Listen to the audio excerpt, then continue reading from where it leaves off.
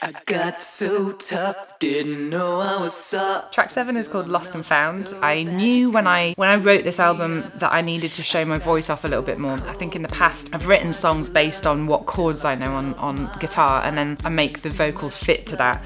And I've learned from that I'm not showing my voice off particularly well, and I wanted to do something really hefty and beefy and, like, you know, sing all over the place and really let out some raw passion and emotion.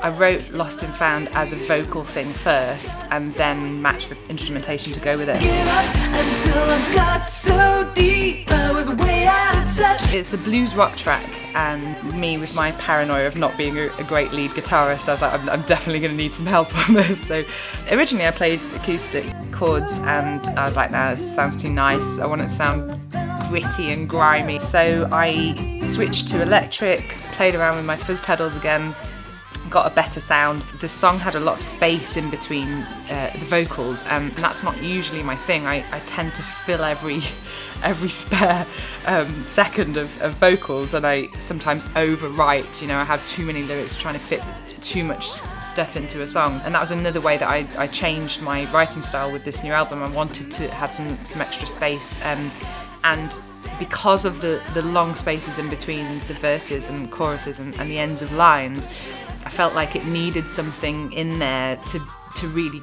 show off, you know. And it could have been electric guitar, but I was already playing rhythm electric, and Andy Trill was adding some absolutely amazing stuff as well on lead.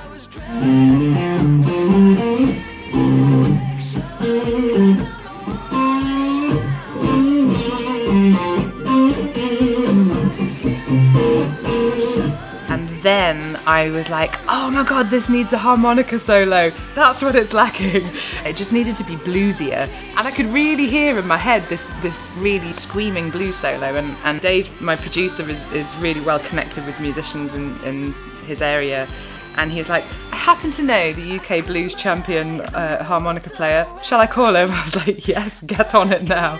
And he's called Paul Gillings. He came almost straight away to the studio and, oh my God, ripped it up.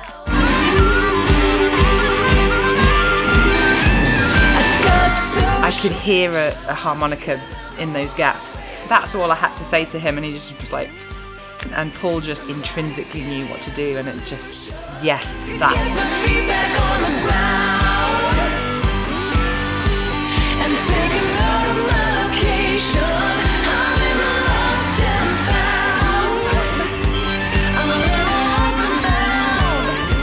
It's like having Stevie Wonder in the booth. This is amazing.